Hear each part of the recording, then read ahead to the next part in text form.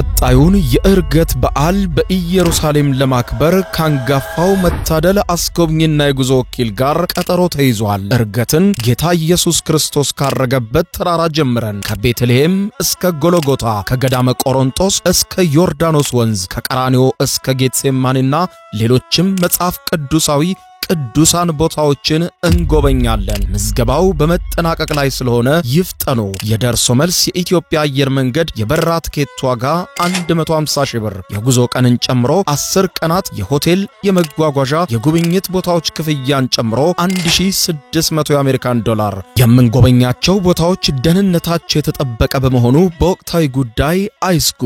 አድራሻ 22 ጎላጉል ህንጻ ሁለተኛ ፎቅ ቢሮ ቁጥር 205 ቢ በ09 12 64 10 00 ወይም በ0964 08 08 08 ላይ ሃሎ ይበሉን። መታደል አስጎብኝና የጉዞ ወኪል።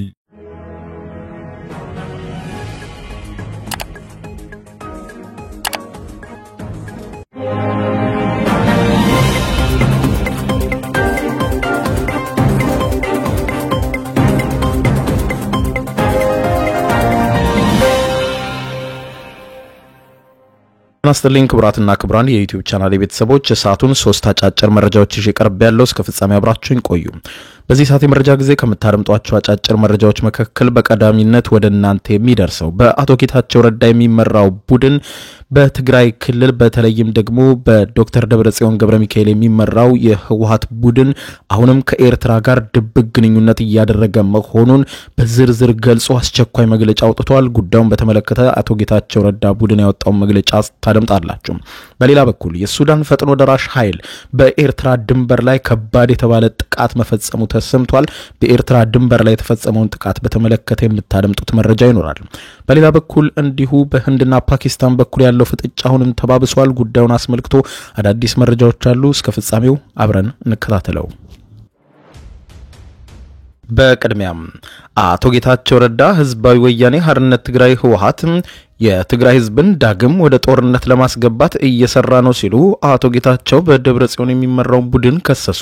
በቀድሞው የትግራይ ክልል ጊዜያዊ አስተዳደር ፕሬዝዳንት አቶ ጌታቸው ረዳ የሚመራው ቡድን በአዲስ ፓርቲ ምስረታ ላይ የሚገኘው የህወሓት ማዕከላዊ ኮሚቴ በሚል ባወጣው መግለጫ በዶክተር ደብረጽዮን ገብረሚካኤል የሚመራው ህወሓት የትግራይን ህዝብ ዳግም ወደ ጦርነት ለማስገባት እየሰራ ነው ሲል ክልሉ በአሁኑ ወቅት ነገሮችን ከመቼውም ጊዜ በላይ ተረጋግቶ ማሰብ እንደሚጠበቅበት በማንሳት ቡድናዊ ፍላጎትና ስሜታዊነትን ወደ ጎን በማድረግ የህዝብን አጀንዳ ለማስቀደም በሚያስፈልግበት ወቅት ላይ እንገኛለን ያለው የአቶ ጌታቸው ረዳ ቡድን ነገር ግን በክልሉ መጠኑ ከፍ እያለ የመጣው ፖለቲካዊ ሁኔታ ትግራይን ለጥፋት የሚዳርግ እንደመሆኑ ጦርነት ተገደን የምንገባበት እንጂ ባላስፈላጊ መንገድ የምንገባበት ሊሆን አይገባም፣ አለበለዚያ ግን ከ2013 ጦርነት የከፋ ሁኔታ ይፈጠራል ሲል ማስጠንቀቁ ተሰምቷል።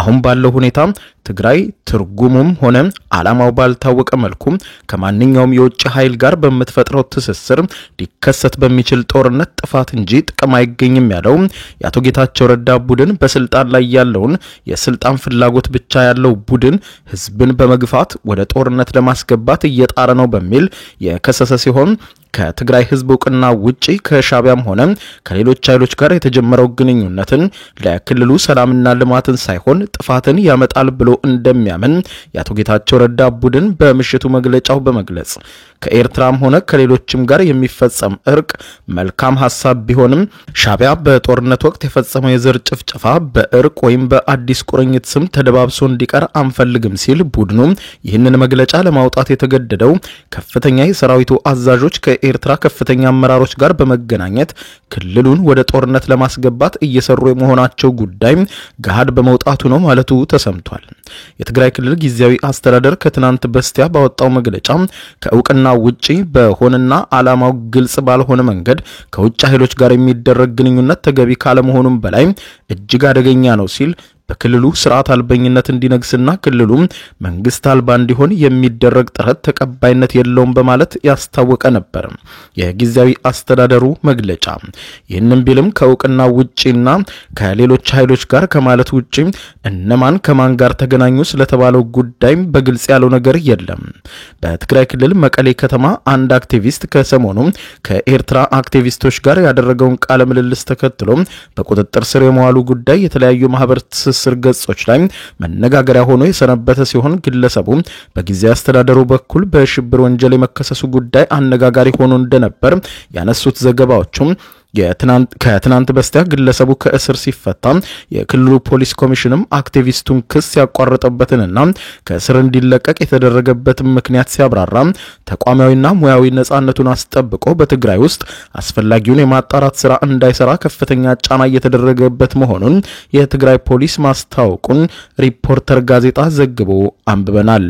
በሌላ ዜና የሱዳን ፈጥኖ ደራሽ ኃይሎች በኤርትራ ድንበር ላይ ከፍተኛ የድሮን ጥቃት መፈጸማቸው ተሰማ። በሱዳን በቀጠለው የእርስ በርስ ግጭት የሱዳን ፈጥኖ ደራሽ ኃይሎች ባልተለመደ መልኩ በኤርትራ ድንበር በሚገኘው የከሰላ ከተማ የድሮን ጥቃት መፈጸማቸው የተሰማ ሲሆን ምንም እንኳን በጥቃቱ በሰው ላይ የደረሰ ጉዳት በግልጽ እስካሁን ባይታወቅም ጥቃቱ በኤርትራ ድንበር በሚገኘው የከሰላ አየር ማረፊያ የነዳጅ ማከማቻን ኢላማ ያደረገ ከባድ ጥቃት እንደሆነ ዓለም አቀፍ መገናኛ ብዙሃን ከቦታው መዘገባቸው ሲገለጽ 3ኛ ዓመቱን በያዘው የሱዳን የእርስ በርስ ጦርነት የፈጥኖ ደራሽ ኃይሎች በተለይም ደግሞ አብዛኞቹ የምዕራብ ዳርፉርና የሀገሪቱን ደቡብ ክፍሎች መቆጣጠሩን በመግለጽ የሱዳን ፈጥኖ ደራሽ ኃይል ደግሞ ባለፈው ሳምንት ለተከታታይ 4 ቀናት በሀገሪቱ ትልቁ በሚባለውና በፖርት ሱዳን በሚገኘው የባህር ኃይል ጦር ሰፈር ላይ ያነጣጠረ ከባድ ጥቃት መፈጸሙን የሱዳን መንግስት ባለስልጣናት መግለጻቸውን በማንሳት በፖርት ሱዳን የሚገኘው ዋና የኃይል ማመንጫ አየር ማረፊያውንም ኢላማ ማድረጋቸው ተመልክቷል።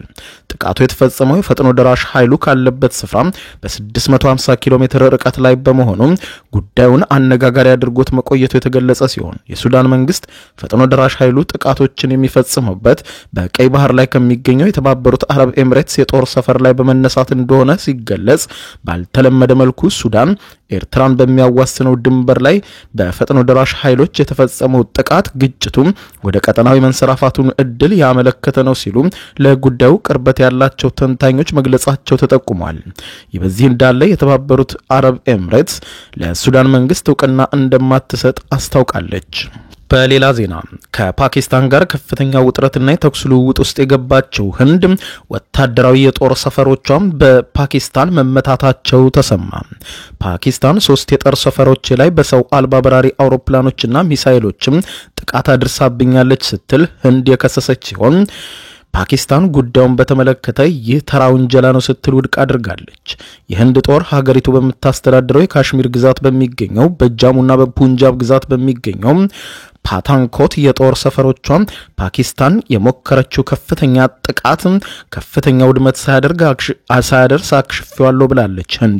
በህንድ ቁጥጥር ስር በምትገኘው የካሽሚሯ በጃምቡ በተባለች ከተማ አመሻሽ ላይ ፍንዳታው መሰማቱንና መብራቶችን መቋረጣቸው ተዘግቧል። በፓኪስታን የመከላከያ ሚኒስትር ከጥቃቱ ጀርባ እጃቸው እንደሌለ ለቢቢሲ ተናግረው እስካሁን ጥቃት በህንድ ላይ አልፈጸምንም፣ ምንም አላደረግንም፣ ጥቃት አድርሰን ደግሞ አንክድም ሲሉ ካዋጃ አዚፍ ለቢቢሲ በሰጡት ምላሽ ተናግረዋል። ህንድ ራሷ ጥቃት በእኛ ላይ ፈጽማለች፣ እኛ በህንድ ላይ መጠነ ሰፊ የሆነ ጉዳት የሚያደርስ ጥቃት ለመሰንዘር እየተዘጋጀን ነው፣ ጥቃት ስንፈጽም ደግሞ አንክድም፣ ተመታን የምትለው ህንድ ገና ነው፣ ገና መችነካናት ሲሉ ገልጸዋል። ቀደም ሲል ሐሙስ ዕለት አንድ የፓኪስታን የአየር መከላከያ መመታቱንና እስላማባድ ረቡዕ ምሽት ህንድ ውስጥ የሚገኙ ወታደራዊ ኢላማዎችን ለመምታት ያደረገችው ሙከራን ማክሸፏን ህንድ አስታውቃ ነበር።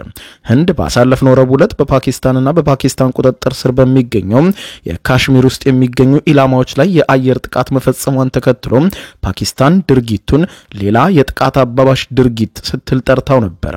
ህንድ የፈጸመችውን ጥቃት ተከትሎ የተባበሩት መንግስታት ድርጅትና የዓለም መሪዎች መረጋጋት እንዲሰፍን ሁለቱንም ሀገራት ተማጽነዋል። በድንበር አካባቢ የሚፈጸመው ጥቃት የኒውክሌር ጦር መሳሪያ ባለቤቶቹን ወደ ከፍተኛ ግጭት ሊያመራቸው ይችላል የሚል ከፍተኛ ስጋት በዓለም ዘንድ ፈጥሯል። ይህም ከሁለት አስርት ዓመታት በላይ በሁለቱ ሀገራት መካከል የከፋው ግጭት ተደርጎ ተወስዷል።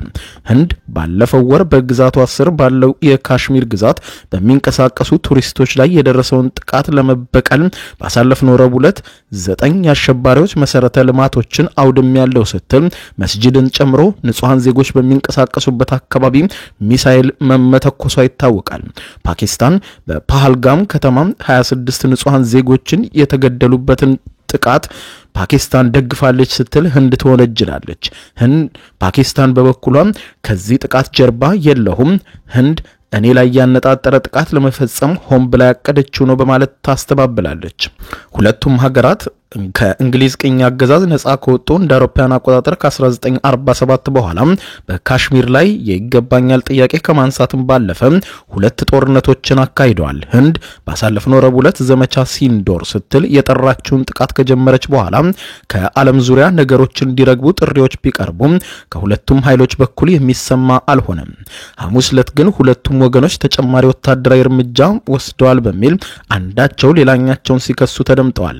የፓኪስታን ወታደራዊ ቃል አቀባይ በህንድ የተላኩ ሰው አልባ አውሮፕላኖች በተለያዩ ቦታዎች ላይ ተሰማርተው እንደነበር ተናግረው 25 ሰው አልባ በራሪ አውሮፕላኖች ከህንድ ተልከው አክሽፈናቸዋል ብሏል የፓኪስታን ጦር አሁን እኛም በህንድ ላይ አውዳሚ ጥቃት ለመፈጸም እየተዘጋጀን ነው፣ ስንፈጽም ደግሞ ዓለም ያያል ሲሉ ገልጸዋል። ብራን አድማጮች ለሰዓቱ ብታደምጧቸው መልካም ናቸው ያልኳቸው አጫጭር መረጃዎች እነኚህ ናቸው። ከሰዓታት በኋላ በሌላ መረጃ ተመልሰን እስከምንገናኝ በያለንበት የዓለም ዳር ቸር እንቆይ።